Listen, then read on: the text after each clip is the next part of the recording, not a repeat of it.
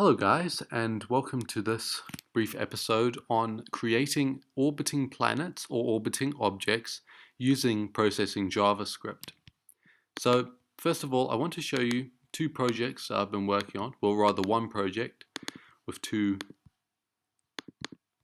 resulting animations that I've created. And the reason I became mildly obsessed with creating an orbiting planet is I need to create this for one of the games that I've been working on for the past few days.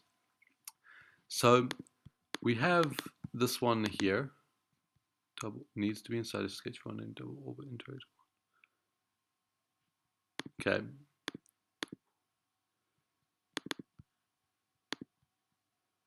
For some reason, interactive. This one doesn't want to open because there's a space at the end.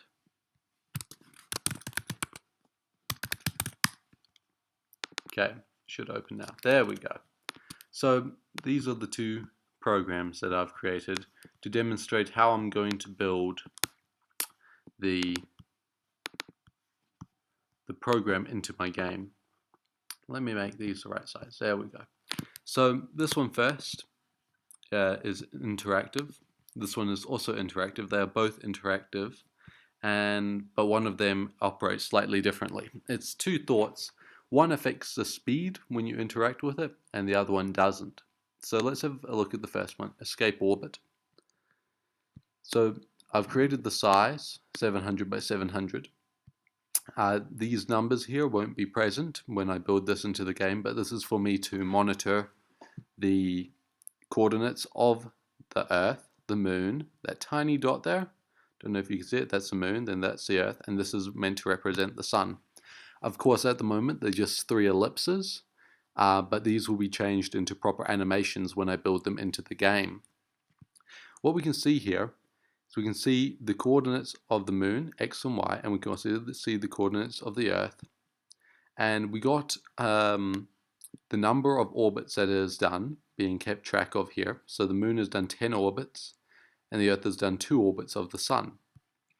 We also have the orbital x-plane, which is how far x coordinates, so long ways, it goes in the orbit. At the moment, it appears that it's at 119.0, which is almost equal to the y-plane, which is at 120.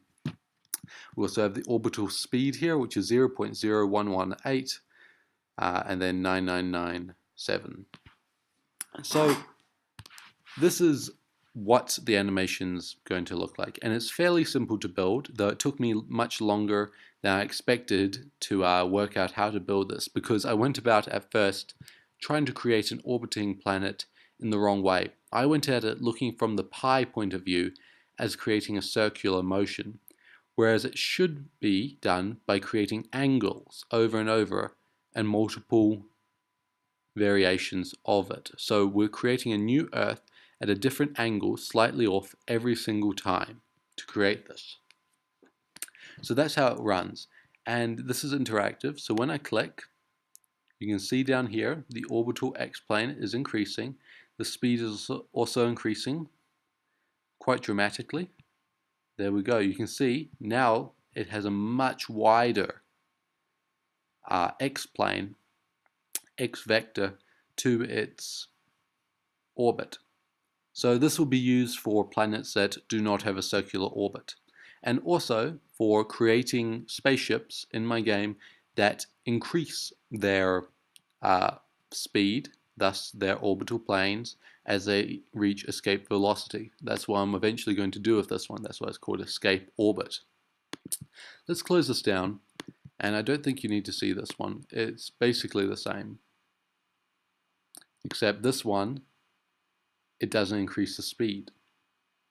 So I'm going to get some advice from some people on the internet who claim that they know about space to know whether the speed should increase or whether it should just be the orbital plane. But that's that. So let's have a look at this from the sketch here. So I'm assuming you all have a basic knowledge of processing. Here we can see we have the void set up. Un momento, por favor. There we go. My laptop is overheating. We see here we have the void setup. So we've created a size 700 by 700 and a frame rate of 30. That's a nice high frame rate, which will make it look realistic. And the size is enough that it takes up enough of the screen to look, good. Now there is a lot of variables we need to build here. Well, not an awful lot, but a lot depending on whether you just came to my channel from doing my course on programming. If you want to check that out, the link will be in the description. So I'm assuming you've done that course and you're all familiar with variables, but this is quite a lot more than you've seen before. We have A and A2. So A is the angle that we are going to be building the moon at. The moon there. So that moon there, that's that angle. So it starts at 0, and then we later on in the code change it. So it's down here, A equals A plus speed. We have our speed variable here. So I've changed the speed to 0.05. It's a float. So that says that every single time this loops, we add 0.05 to the angle. And that then describes the speed of how fast it's going round and round the Earth, the moon, that is, the moon going around the Earth. And then we also have A2 and speed 2, which influence the Earth going around the sun. So those are fairly basic. And then of course we have the sun's variables, where it is located, and also the Earth's variables to keep it moving, and to keep the moon locked onto the Earth. These two I haven't used yet, but I'm going to be using them once I build this into my application game. We also have the orbital planes, which control how far from the center point the Earth is, the center point being the sun, and that then affects the planes, as you can see here. That is interactive. So we know moon orbit count. So these are creating the counting of how many times it has orbited. So because everything relies on 2 pi rather, which is 6.18, I believe, is basically 2 times pi, and that is a number that controls how far around it goes. So after 6.8 rotations, 2 pi is done. So that there gives us an idea of the orbit. So we divide the angle by 2 pi. Here is the orbit equation. This is the most important part.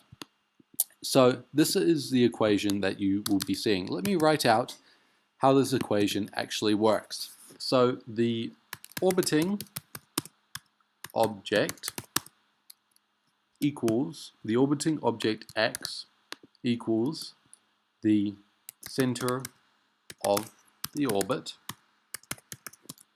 plus cosine to the angle times distance from center. This is basically the equation here, and of course you change it to y and to sine for the y coordinates. But basically what we're saying is the orbiting object's x, so that's the location which changes every loop, is equal to the center of the object, orbit rather, which is here, the sun in this case, plus cosine times angle, so that gives us the change every single time, times distance from center, which keeps it at the distance. This distance from center is what we edit when we click, changing the orbital plane. That's basically how to create an orbiting object, and that took me a while to figure out because I haven't done mathematics for a while. I've been rather lazy, working more on my other rubbish projects than actually learning about mathematics. So I had to look up some of the cosine and sine and how it all works. But this is fairly simple. So I went at first a much harder route, trying to figure out pi, creating a circle that the orbit follows, but that was all much too hard. It's actually very simple if you just know what you're doing, which I didn't at first, but I do now, so it's fine. So we have a look at the moon orbital. So it's the exact same, except it's a lot shorter because we aren't affecting the distance from center for the orbit's variable. It's just a number, so that is fairly constant, and we've just named it x and y. To the center x, which is the Earth's x, to the center y, which is the Earth's y, which changes as it goes around. Make sure your larger orbitals are above your lesser orbitals, because if I had put this below moon orbital, then we would have the moon spinning off somewhere here as the Earth goes around. So you've got to keep it in the right order. We see here I've created the objects. That's fairly simple. Keeping the variables affecting the objects. So we've got the sun x, sun y, center x, center y, and the xy for the moon. For the text on the screen, I'm displaying the moon x and the moon y over here. I'm also displaying the Earth x and Earth y. And then I'm also displaying A1 and A2. That was for programming purposes, just to watch it go around. And then, of course, moon orbits, so that during the game I'll be able to know how many orbits it is doing. Also here we can see the orbital plane, which is the orbital plane x, which will show us when we increase it by clicking, as well as speed too. We've already discussed this briefly, but this increases the angle every time by speed, which then creates the orbiting motion. Interaction is if mouse pressed, Earth orbital plane plus plus, speed 2 equals speed 2 plus 0.0001, which is a very small increment, but it is very dramatic with just a short holding time. Even 0.01 extra on speed is a tremendous increase in speed of the planet. The max that you would want to really have this set to is 0.0001. Anything faster would make it not logical and rather hard to operate. So this is the basics of setting up my orbital object, and you'll be seeing this implemented into the game I am creating. But if you want to have a copy of this code here to create, maybe you want to just see it, maybe you want to play around, change some of the things, or maybe implement the orbit equation, as I'm calling it, which is this part here, into maybe one of your games or applications that you're building with processing, you're more than welcome to. I will leave a link in the description of all the coding. So I hope this was informative. Maybe you got a better idea of how to create this. Feel free to pause the video throughout and look at the code, try to figure it out a bit if you are still lost. If you have any further questions about anything really to do with processing, feel free to email me or comment on my course. But if you are a learner and you want to learn more on how to program and processing, go check out my Udemy course that I've made. It's very cheap. The link in the description will get you deals, special deals off the price of the course, so please go check it out there.